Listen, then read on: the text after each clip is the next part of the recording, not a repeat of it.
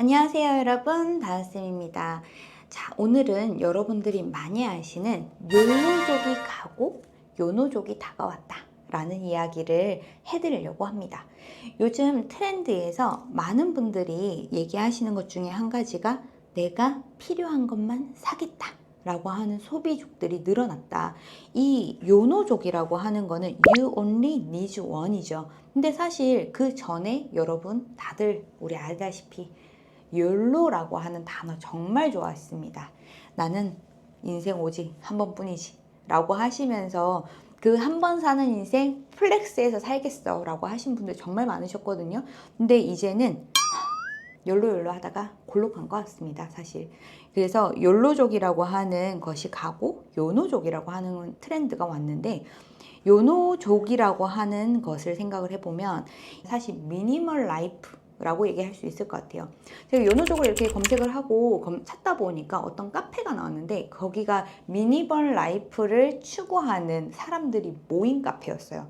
거기에 올라왔던 미니멀 라이프를 인증하는 게 있었는데 34평에서 24평으로 가고 그 다음에 14평에서 지금은 5평으로 이사 왔습니다. 모든 것을 다 버리고 나고 배낭 하나만 갖고 사는 삶 너무 좋네요 라고 하는 그 인증하는 집 넓이가 이렇게 줄어드는 거를 인증하는 곳이 있더라고요. 근데 이 트렌드 자체가 온다는 게 사실 요즘에 소비 트렌드를 다 들여다볼 수 있지 않나 라는 생각도 하게 됩니다. 요즘 소비 트렌드는요, 두 가지로 또 나눠서 볼 수 있습니다. 한 가지는 골라주시는 거 쓰고 싶습니다. 하나는 내가 원하는 거 내 맘대로 만들어서 쓰고 싶어요 라고 하는 두 가지로 또 나눠져요. 이 말은 무슨 말이냐면, 요노라고 하는 얘기가 나왔다는 것 자체가 합리적인 소비를 하고 싶다라는 이야기나 다름이 없어요. 합리적인 소비, 어떤 말일까요? 내가 이 상품을 살 때 정말 괜찮은지 안 괜찮은지, 정말 나하고 딱 맞는 상품인지, 나를 알아주는 상품인지, 내가 진짜 이 상품을 필요로 하는지, 이런 거에 대한 고효율, 그리고 고성능, 그리고 가성비, 이런 것들을 따진다는 얘기거든요. 근데 우리가 이런 상품을 찾을 때 요즘에 어떡하시죠, 여러분? 검색하셔서 정보 뒤져보시고 이게 진짜 합리적인가 괜찮은가 막 다 따져보려고 하면 정말 시간이 많이 걸리잖아요. 그래서 보통 우리는 다른 분들이 추천해 주는 걸 사죠. 특히 어떤 분들, 인터넷에서 유명한 사람들, 유튜브에서, 인스타에서 이 사람들이 추천을 해주면 리뷰를 전문으로 해주시는 인플루언서 분들이나 아니면 내가 좋아하는 인플루언서가 이 상품 너무 좋으니까 쓰세요 라고 얘기를 하면, 사실 그 상품을 경험해보지 않았는 나는 그분이 얘기해주는 경험을 빗대어서 내 상황과 어느 정도 대비를 해보고, 또는 내가 이분을 너무 좋아해, 그러면 이 사람이 추천해주는 그냥 상품을 그냥 사줘. 여러분들이 그래서 요즘 많이 보는 쇼츠 영상들 중에서 이런 게 있을 겁니다. 쿠팡에서 품절되기 전에 꼭 사야 되는 10가지 추천템, 뭐 이런 거 보신 적 있으시잖아요. 그리고 알리익스프레스에서 꼭 사야 되는 추천템, 추천템의 검색량이 진짜 많아졌거든요. 이런 거 자체가 소비에 실패하고 싶지 않다라고 하는 심리가 굉장히 많이 들어가져 있어요. 하지만 이 해당하는 상품은 내가 검색해가지고 맞아, 나 지금 우리 집에 세제 필요하잖아 라고 하는 것보다는, 세제가 이게 좋대 라고 얘기를 했을 때 그치, 나 세제 조금 있으면 좋지, 어차피 다 쓸 건데 라고 생각을 하시면서 소비를 하는 경우도 많습니다. 이거 품절되기 전에 빨리 사야 되는 거 아니야? 이 정도 가격이면 괜찮대잖아 라고 하는 것들이 들어가져 있는 거죠. 자, 이런 것만 놓고 보면은 요노랑 무슨 상관이야 라고 하겠지만, 아까도 말씀드렸다시피 요노라고 하는 것 자체가 필요한 것만 소비를 하고, 그리고 합리적인 것을 소비하고, 가성비를 굉장히 노리고 고효율을 노린다고 했죠. 바로 이렇게 추천해주는 상품들이 바로 좋은 상품이라고 하는, 합리적인 상품이라고 하는 것에 인지가 생긴다는 부분입니다.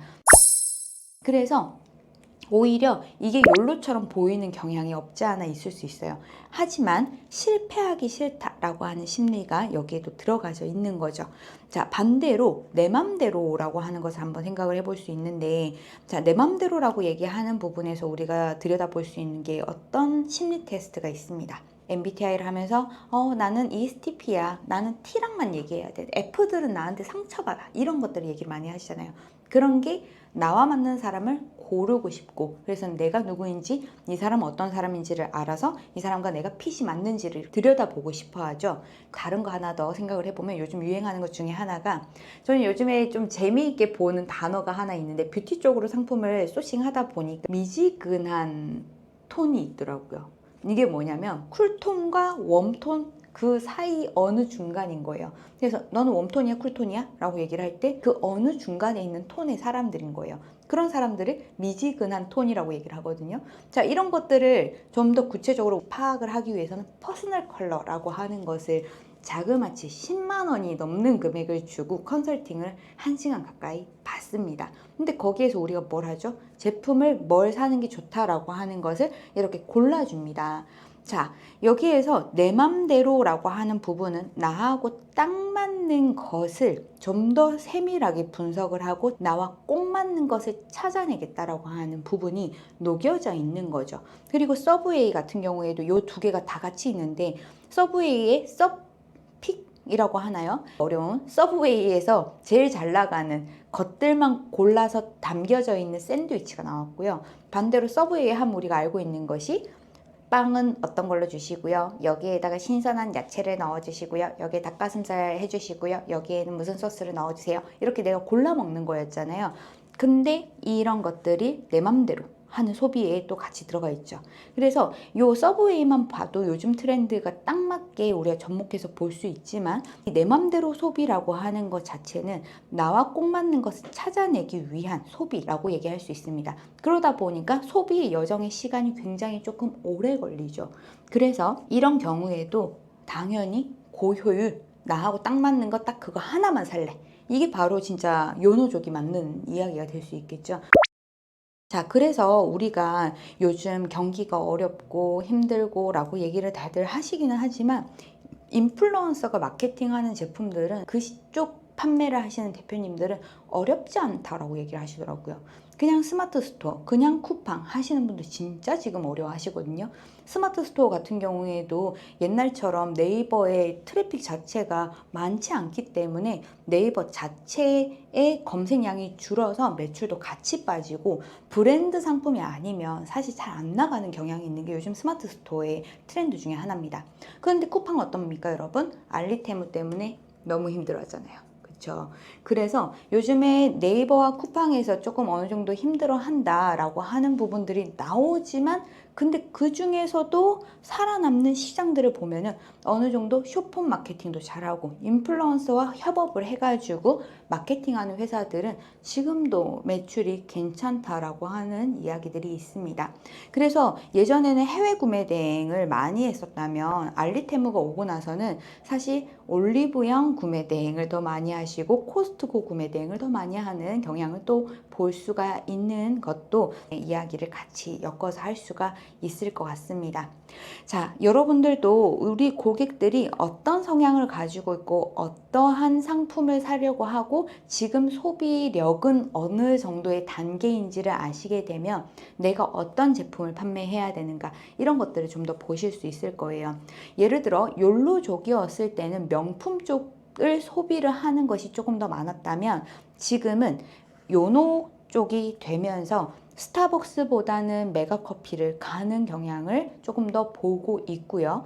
그리고 뉴발란스라든지 아니면 약간 저가형이지만 그래도 내 발이 진짜 편하다 라고 이야기를 하는 경험을 가지고 있는 신발을 사는 경향이 많습니다. 요즘에는 나이키보다 조금 더 저가이지만 성능이 훨씬 더 뛰어난 러닝화를 구매하는 고객들이 늘어난다는 것도 알 수가 있죠.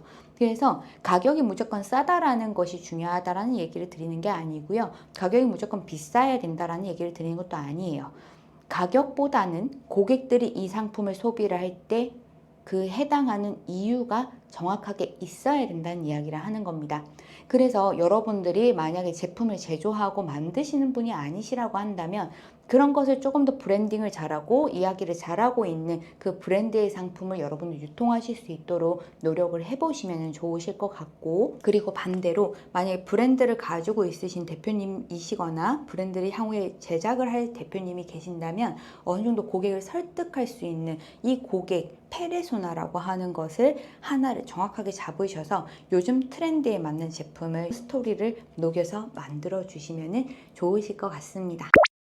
지금 드렸던 말씀이 여러분들께 어느 정도 요즘 소비하는 사람들에 대한 심리를 조금 읽어내는 시간이 됐으면 좋겠고, 나는 어떻게 소비를 하고 있지? 어떤 물건들을 주로 사고 있을까? 이런 것들을 한번 나와 주변에서부터 한번 탐색을 해보시면 여러분들의 쇼핑몰에 미래가 조금 더 밝으실 거라고 저는 생각을 합니다. 자, 오늘도 이커머스 세상의 이야기를 들려드리는 다나쌤이었습니다. 들숨에는 주문이, 날숨에는 정산이 되세요. 감사합니다.